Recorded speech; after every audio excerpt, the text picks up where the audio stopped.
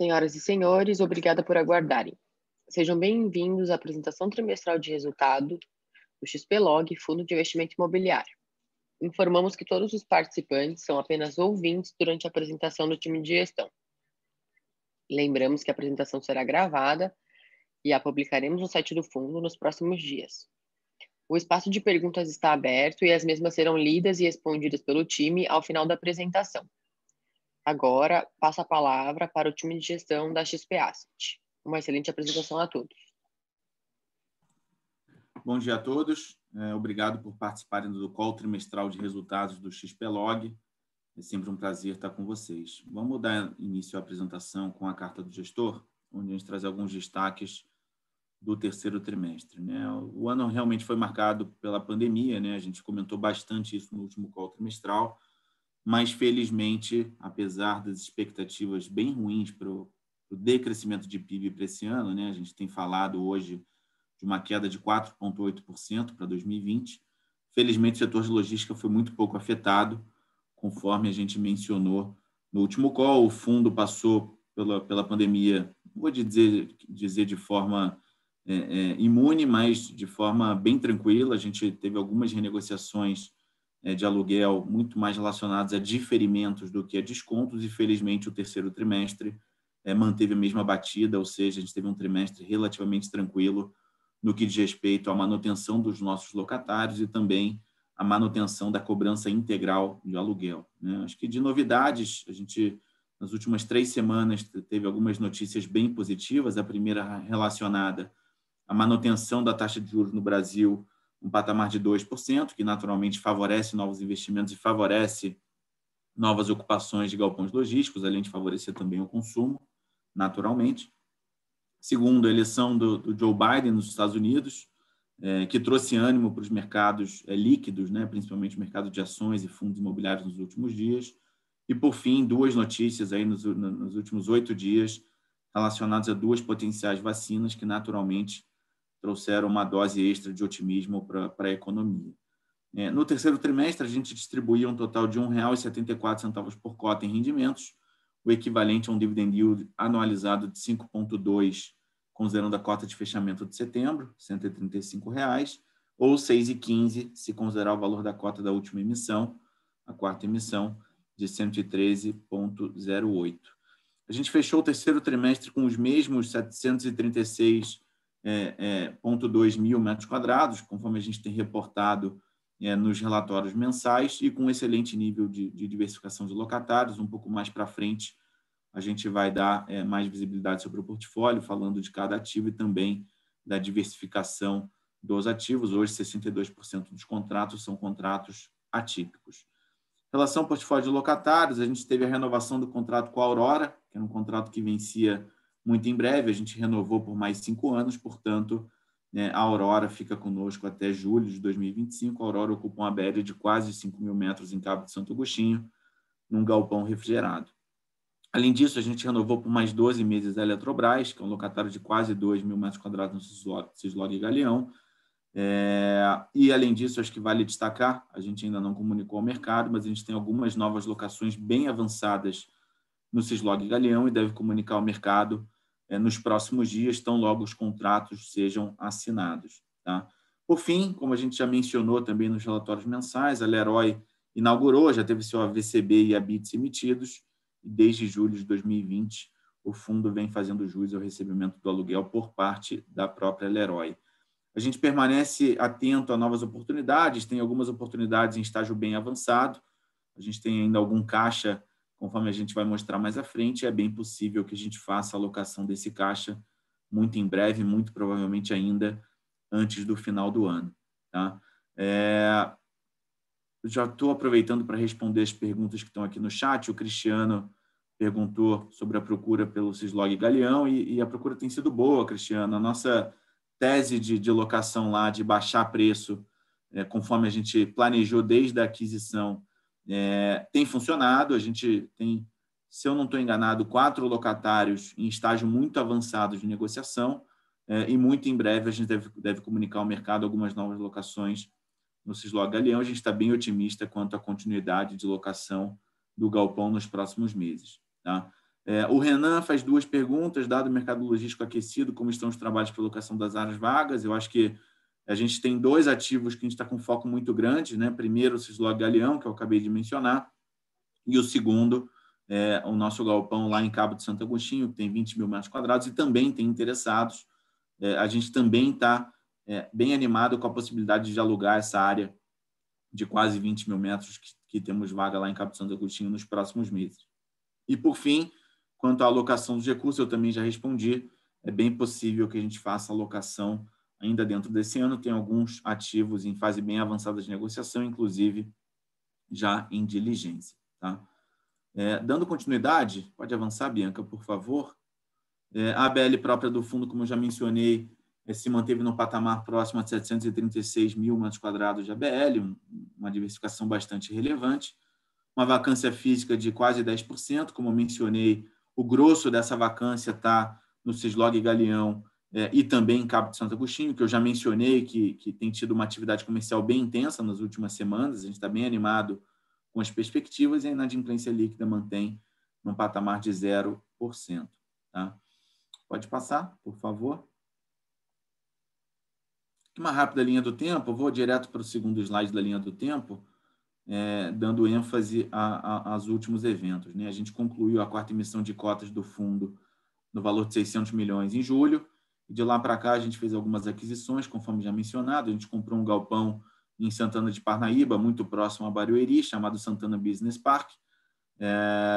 Na sequência, a gente fez a aquisição do Cislog Rio, que a gente já discutiu, já falou, e também pagamos um sinal do Cislog São Paulo. Esse é um ativo que está em obras na região de Perus, São Paulo, na rodovia Anhanguera, antes do pedágio, que é um diferencial competitivo muito grande, tem tido uma atratividade muito forte também de locatários, muita gente tem procurado o galpão lá, e a gente imagina inaugurar esse galpão alugado. Esse galpão está previsto para inaugurar em abril do ano que vem, abril, maio, na verdade, quando a gente imagina fazer o pagamento do preço. E, por fim, a gente fez a alocação da 3ª tranche do Cajamar, que está em obras, e também a 4ª e última tranche do galpão da Leroy. Tá?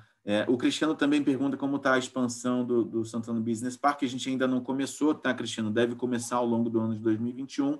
Então, logo a gente tenha novidades, a gente comunica prontamente ao mercado. Eu vou passar a palavra para o Lucas Paraviso, que vai dar continuidade aos próximos slides. Obrigado, Carras. Bom dia a todos. Agradeço também a presença. A gente começa falando no cenário macro do PIB. Como o Carras comentou, a previsão de recessão de 4,8%. A gente destaca que houve uma melhora em relação ao que a gente discutiu no último trimestre, que a projeção estava em torno de 5,7%. Obviamente, o afrouxamento do isolamento social e a retomada da atividade industrial foi muito importante para a melhoria dessa projeção.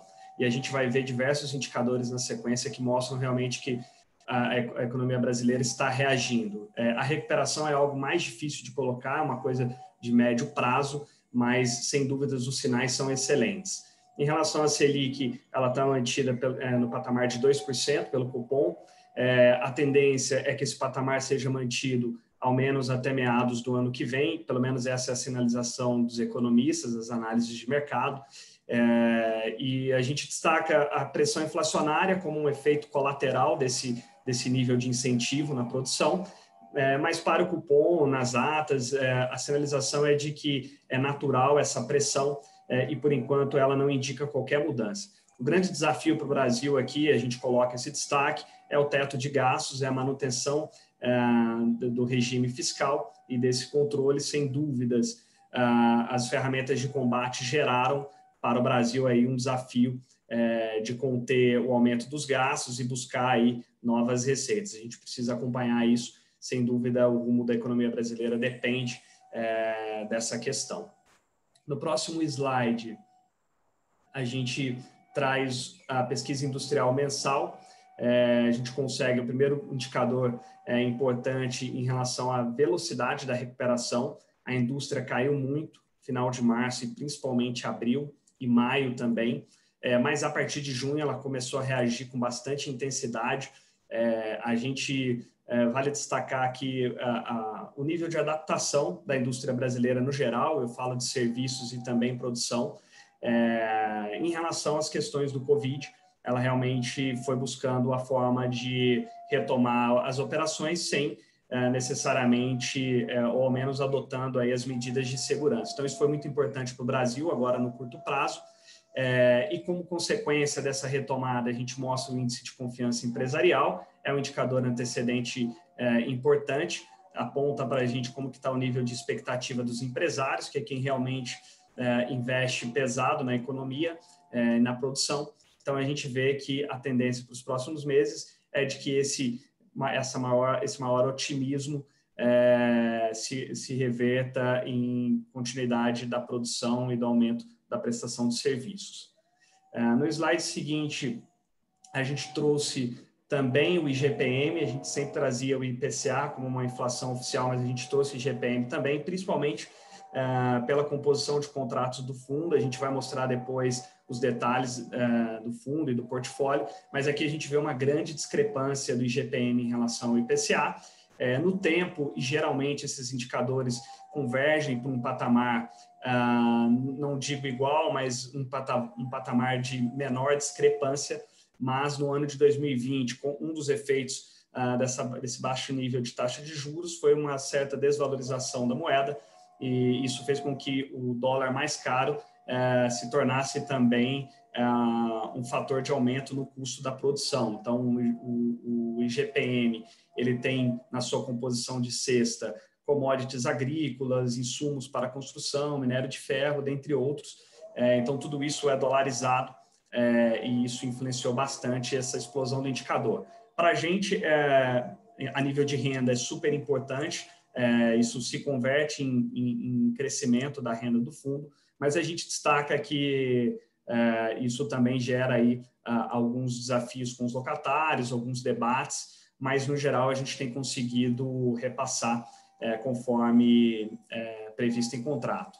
Em relação ao CAGED, como último indicador, também mostrando essa recuperação da economia, a geração de vagas, geração líquida de vagas tem sido crescente, e aqui a gente vê que no final de setembro foi divulgado cerca de 313 mil vagas líquidas, ou seja, realmente é um indicador muito importante, porque a renda está diretamente ligada ao nível de emprego. Agora, entrando no detalhe do fundo, a gente traz os últimos 4 trimestres para comparação e histórico do resultado. No terceiro trimestre, lembrando, a última oferta ela liquidou e passou a vigorar dentro do capital, dentro do patrimônio líquido do fundo a partir do início de julho. Então, com isso, o terceiro trimestre já tem cerca de 600 milhões adicionais captados na última oferta. Por isso que a gente vê um grande salto no nível de renda, olhando diretamente receitas e despesas, e, no geral, a média de distribuição se manteve em 0,58 por cota. No próximo slide, a gente tem uma sequência histórica do fundo. Aqui a gente compara o retorno total, que envolve variação de mercado e também renda distribuída, paga aos cotistas. A gente vê que o fundo tem uma performance muito superior ao IFIX no histórico. Lembrando que eles partem, a gente coloca esses indicadores partindo do mesmo ponto, que é o IPO. E aí, no primeiro mês de IPO, você já tem as primeiras variações, e com isso você vai construindo a série histórica do fundo. O fundo, como o Carrasco colocou, a resiliência do setor de logística, seja agora, seja também em outros choques observados na economia brasileira, realmente coloca esse setor num patamar muito competitivo, muito forte, e com muito espaço para crescimento.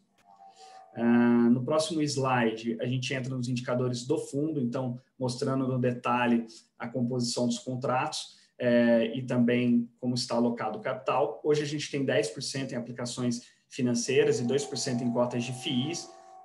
A gente fez uma alocação pontual e oportunística desse capital em alguns FIIs que estavam descontados no período da pandemia, principalmente no início da pandemia. E como o Carrasco colocou, a gente está trabalhando já desde a liquidação da oferta em algumas oportunidades, tendo uma mais concreta aí, e assim que ela se consumar, a gente vai divulgar prontamente ao mercado.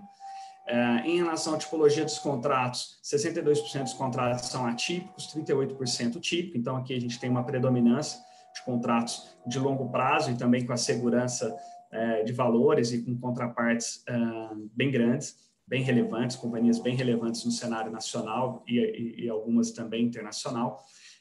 Em relação ao vencimento dos contratos, 79% dos contratos vencem a partir de 2023. Em termos de revisional, para essa parte típica do portfólio, cerca de 11% já seriam elegíveis até 2019. Então, aqui eu acho que vale só mencionar, a gente não tem nenhuma pressão em relação a isso, o portfólio está bem dimensionado no aspecto de valor de mercado dos aluguéis, então a gente não tem aí discussões relevantes. Índice de reajuste IPCA 56%, 40% IGPM, 4% o IPC. Então, aqui também um detalhe importante do portfólio, tem esse mix é importante para poder manter aí o adequado nível de renda no tempo. Em relação ao mês de reajuste dos contratos, a gente tem uma maior predominância de reajuste nos últimos meses do ano. No próximo slide, a gente entra em mercado de capitais. Em termos de volume de negociação, a gente teve um volume novamente muito importante no trimestre, representando um aumento de 21% nas negociações em relação ao trimestre anterior. Então, aqui a gente tem dois cenários que a gente vê como de influência realmente nessa questão do trade no secundário. O primeiro, obviamente, a liquidação da última oferta no início de julho, então isso trouxe cerca de 600 milhões líquidos para negociações em secundário, e a gente teve também a questão das políticas de isolamento influenciando diretamente na retomada do setor logístico, então, de certa forma, esse produto na Bolsa teve um olhar diferenciado. Em relação à cotação, o fundo fechou o semestre em 135, o trimestre em 135, lembrando, a gente tem aí flutuações nos últimos dias e semanas, o fundo tem mantido uma média de 130, o que é uma cotação excelente, haja visto o que aconteceu em março.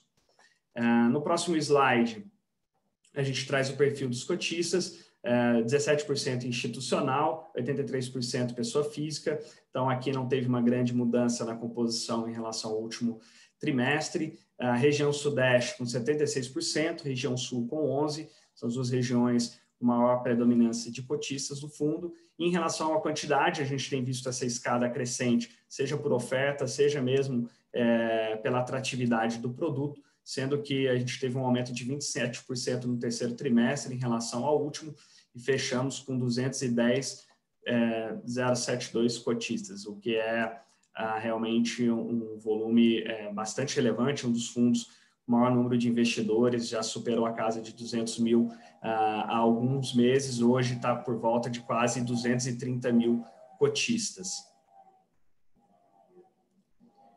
Em relação ao log, a gente traz um slide mostrando a diversificação do portfólio. Primeiro, a diversificação geográfica. A gente está presente em toda a região costeira do país. Em Pernambuco, a gente tem 220 mil metros, cerca de 30,7% do portfólio alocado nessa região, em Cabo de Santo Agostinho. A gente tem uma concentração no Sudeste, obviamente, em termos de logística, é onde tem a maior demanda e consumo, então a gente precisa estar bem posicionado nessa região. E na região Sul, a gente tem em São José o portfólio, o ativo de Renner, um ativo muito estratégico, consegue abastecer tanto a região Norte quanto a região Sul. E também em Rio Grande do Sul, a gente tem a Via Varejo ali com 5,2% do portfólio. Em relação a locatários, a diversificação aqui é apresentada Via Varejo com 16%, especulativo Cajamar, lembrando que ele está em obra e a gente faz jus ao prêmio de locação. Leroy com 13%, Renner com 10%, GPA com 8%, Dia com 7%, então já desde a última oferta a gente diluiu ainda mais o portfólio com o Dia. Panasonic 4%, Unilever 3% e restantes 24%. Em relação aos setores, também muito bem diversificada, a maior concentração no comércio varejista com companhias que têm um excelente nível de e-commerce. Então, esse aspecto específico dentro do comércio varejista também contribuiu para que nossos locatários enfrentassem muito bem a crise, né? A crise foi dura, principalmente no início da pandemia, ela não acabou, mas ela foi muito dura naquele início, e o comércio eletrônico realmente beneficiou muito as empresas que estavam preparadas, e essas companhias definitivamente estavam preparadas e também aproveitaram para melhorar ainda mais a prestação de serviço. Então, isso, para a gente, enquanto provedores dos galpões, isso gerou ainda mais conforto em relação ao nível de receita e também segurança do pagamento dos aluguéis. Em relação ao portfólio como um todo, a gente tem um resumo, são 13 condomínios que a gente está posicionado, são 123 módulos, 2 empreendimentos em construção, sendo que o de Leroy a gente está em fase de checklist final, então Leroy já ocupa, então agora é só trâmites burocráticos de finalização. Em relação ao número de locatários, temos 32 locatários, 0% de inadimplência. No relatório de outubro, a gente divulgou uma inadimplência de 0,41% da renda, então uma inadimplência muito baixa, mas não foi uma inadimplência aleatória, ela foi comunicada e a gente está discutindo com eles para ajustar tão logo essa questão. Um locatário que tem uma operação e precisa, inclusive, bastante da nossa estrutura. Em relação à vacância física, temos 10%, como o Carrasco colocou, os maiores pontos de ataque são o Cislog e Cabo de Santo Agostinho. No Cislog, realmente a gente está sendo surpreendido, né? A gente comprou esse portfólio em julho e a gente está sendo surpreendido realmente por um grande nível de demanda. Obviamente, a gente mensurou na precificação do ativo possibilidade de trabalhar com preços, então a gente tem algumas ferramentas relevantes para trabalhar essa vacância. Além disso, no Nordeste, a gente tem um player muito grande, um player internacional trabalhando e já colocando também diversas possibilidades de fracionar a área, de trazer algumas estruturas para aquele galpão. A gente tem basicamente um galpão com 20 mil metros e um módulo com 2.700. Então, a gente tem também boas expectativas na região, uma região que está retomando o nível de procura pelo posicionamento em relação ao porto e pela própria região Nordeste, que tem voltado aí certos olhares com investimentos. Então, para a gente é super importante esse aspecto. Por fim, a gente traz fotos do portfólio, aqui muito mais para dar um pouco de cor, né, para os investidores em relação a esses imóveis, perfil. Pode ir passando, por favor, para vocês poderem visualizar realmente os ativos. Leroy aqui já uma foto, se puder só voltar, Bianca, em Leroy, a gente mostrar um pouquinho mais no detalhe a foto. Aqui a gente já tem um galpão em operação, então aqui a gente não consegue ver no lado esquerdo, mas a gente tem todo o pátio de manobra ocupado, na frente o estacionamento e também a área administrativa. Então ficou realmente muito imponente essa obra. Se vocês passarem na Bandeirantes, vocês vão conseguir ver facilmente o galpão. Dando sequência, Renner. A gente tem um condomínio logístico multimodal em Cabo, então são 3 condomínios lá em Cabo de Santo Agostinho, e um galpão refrigerado, inclusive, que o Carrasco mencionou. Aqui as obras do especulativo, a gente já tem o G500 praticamente finalizado, inclusive fase avançada de habite, é o primeiro galpão, e a gente vê também ao fundo outro galpão bastante adiantado, já com cobertura metálica colocada, e o terceiro galpão em frente também, com as colunas posicionadas, iniciando o processo da estrutura mesmo do galpão. Então, aqui obras andando muito bem. A gente pode dar sequência. WTTP2 tem uma vacância também importante em relação ao tamanho do ativo, mas a gente tem também algumas estratégias, tem um player forte também trabalhando esse galpão, e a gente tem algumas opções, seja orgânica, trabalhando com os próprios locatários, seja também com algumas companhias que querem operar na região. Aqui a gente separa o galpão de Unilever, porque foi uma aquisição feita posteriormente àquele portfólio maior de Cabo.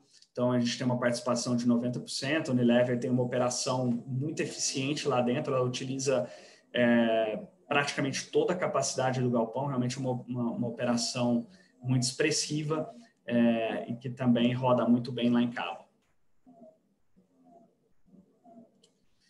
O condomínio SBP, comprado na quarta emissão, a gente, inclusive, mencionou no histórico do fundo, Carrasco mencionou, a gente tem uma expansão sendo realizada e a gente tem a possibilidade de fazer essa aquisição, o direito de fazer essa aquisição, e desde já a gente está acompanhando as obras para que a gente realmente, na conclusão, já tenha o total domínio do ativo e tenha acompanhado toda a evolução da construção. Ele já tem a terraplanagem feita, então a gente tem uma expectativa muito boa com essas obras. Serão quase 19 mil metros a expansão, tá? E por fim, o último slide, a gente tem o Cislog Galeão. Então, aqui são 57 mil metros quadrados, as margens da Washington Luiz. E aí a gente realmente tem visto aí a região do galpão em si, Duque de Caxias, como uma região que tem ganhado atratividade. O posicionamento logístico da região é indiscutível. A região teve um certo tempo aí com algum ostracismo, mas com a questão dos custos no Rio de Janeiro, que tem sido praticado de forma, vamos colocar, muito superior aos valores nacionais em termos de metro quadrado, a região de Duque de Caxias consegue ser uma região mais competitiva em preço dentro do Rio de Janeiro, das diversas regiões do Rio de Janeiro, e isso tem atraído o olhar das empresas. A gente espera em breve comunicar novas locações.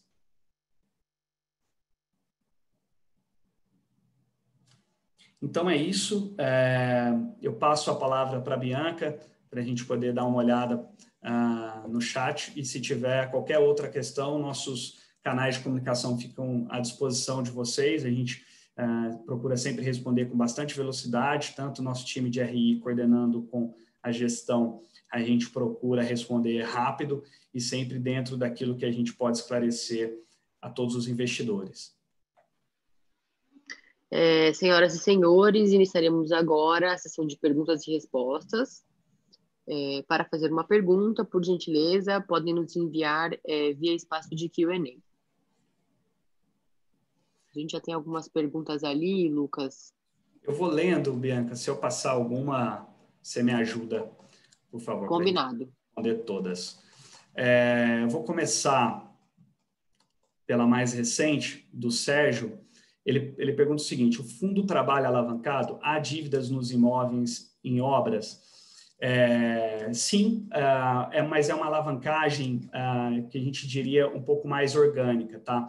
A gente basicamente faz o seguinte: como as obras têm uma curva de produção e uma curva de demanda, a gente coloca nos instrumentos que a gente vai pagando o preço, tá? Mediante a evolução das obras.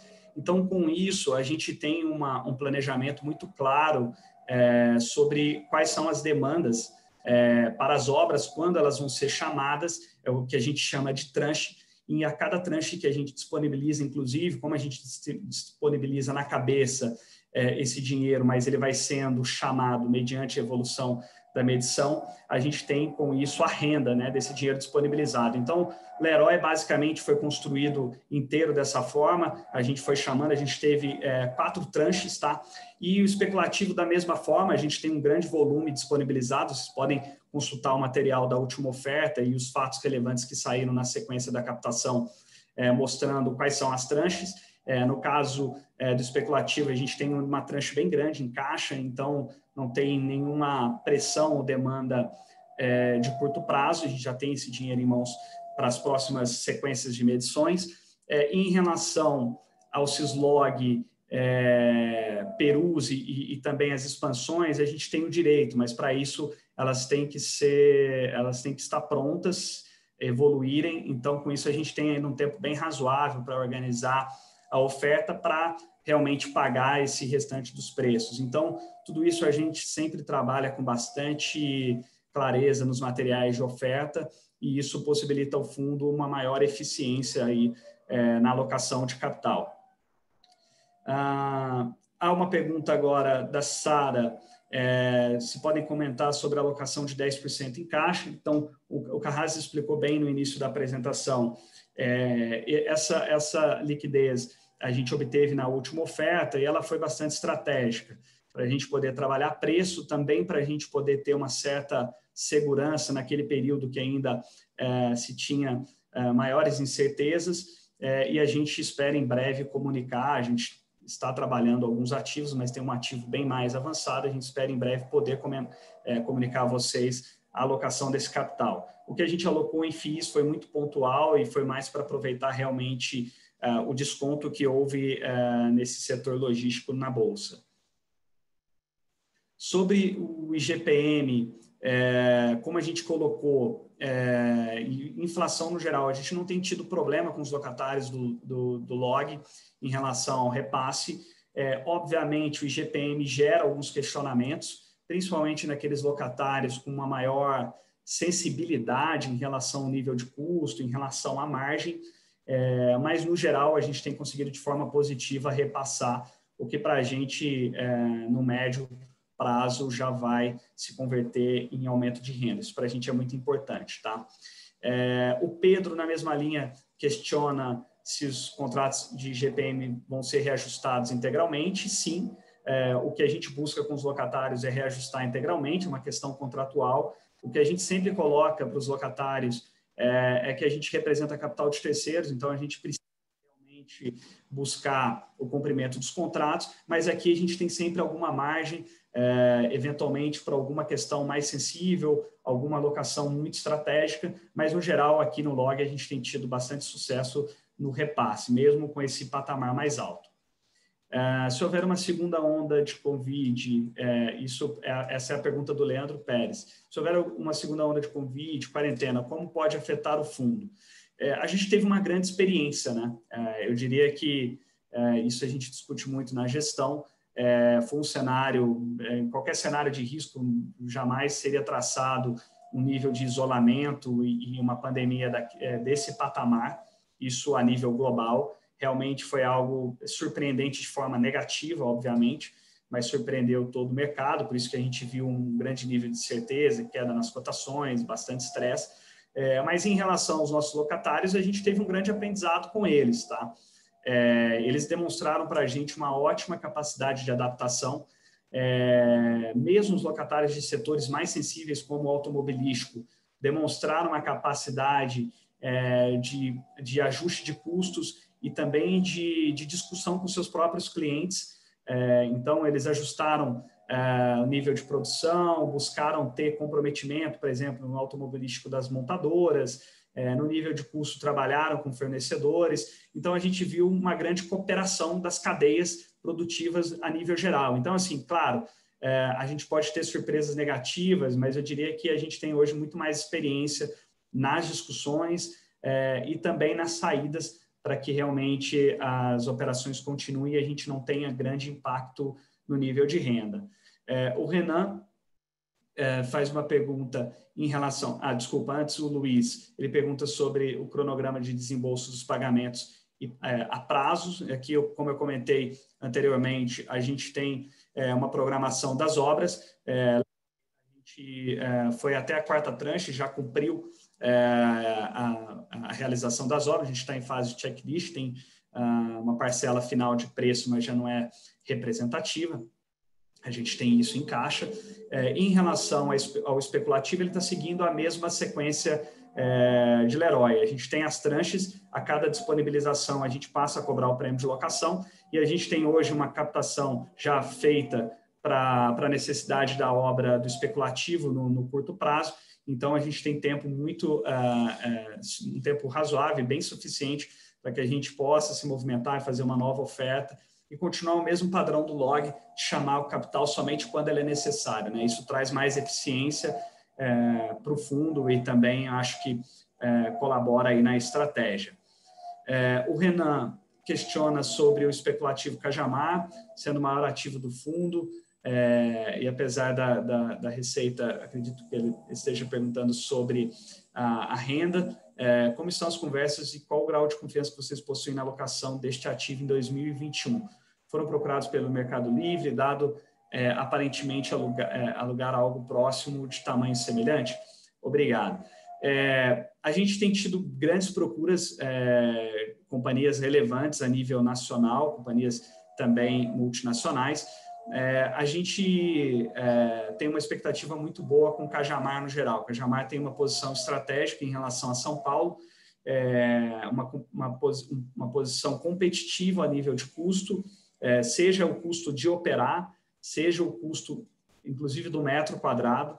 Então, essas conversas indicam para a gente um grande potencial de locação do ativo. Obviamente, o fato de estar perto de Leroy e formar esse centro logístico também vai cooperar, e a gente espera, em breve, já tem uma comercialização ativa, a gente espera em breve anunciar os primeiros contratos. A gente tem uma expectativa muito positiva com esse galpão. Com os galpões, na verdade, porque é um complexo. O Matheus, ele pergunta se poderia, por gentileza, esclarecer como funcionou esse prêmio de locação da vendedora do imóvel Cislog. Obviamente, o Cislog tinha e tem questões estratégicas, então isso fez com que a gente estruturasse também um prêmio de locação, e esse prêmio de locação está atrelado justamente ao nível de vacância, né? Então, foi dessa forma que a gente conseguiu equalizar a questão da vacância, e isso dá para a gente uma competitividade de preço muito interessante. A gente tem visto isso se converter em boas discussões. A gente tem alguns contratos em discussão, em fase de minuta, e se eles se converterem para alocação, a gente vai prontamente comunicar. Prezados, bom dia. Pergunta do João Caldas. A última emissão não proporcionou um aumento de yield. Quais são as perspectivas futuras para aumento do yield? Obrigado. Em relação ao yield, eu acho que um aspecto muito importante de qualquer captação é trabalhar para manutenção. Manutenção já é um aspecto muito positivo, e a última emissão ela trouxe uma diversificação do portfólio muito relevante. Tá? Então, a gente teve um incremento qualitativo muito importante no portfólio do fundo, fora o fato da questão das tranches e das obras em sequência. Então, isso, a cada captação dessa natureza, torna o fundo mais resiliente, mais diversificado. E a questão do yield é algo que a gente está sempre trabalhando, sempre discutindo, se questionando, sem dúvida está no nosso radar, e a gente trabalha sempre para aumentá-lo. Esse aumento das despesas foi devido a quê? Então, a pergunta do Sérgio, no slide de resultados do fundo, Sérgio, a gente comentou que basicamente é um efeito do aumento de 600 milhões no patrimônio do fundo, né, o valor líquido da última oferta. Então, isso, a gente tem diversas despesas atreladas ao valor de mercado do fundo, como taxa de administração, taxa de gestão, que é descontada também na taxa de administração. Então, isso naturalmente eleva o nível de custo, assim como eleva o nível de receitas. Bom, eu acho que a gente respondeu todas, né, Bianca? Sim, foram todas. Perfeito. Agradeço a presença de todos, reforço os nossos canais de RI. Sem dúvidas, esse fórum é muito importante para a gente, para estar mais próximo e ter esse canal mais direto, mas a gente está sempre à disposição de vocês, fiquem à vontade e contem com todo o time de gestão. Muito obrigado.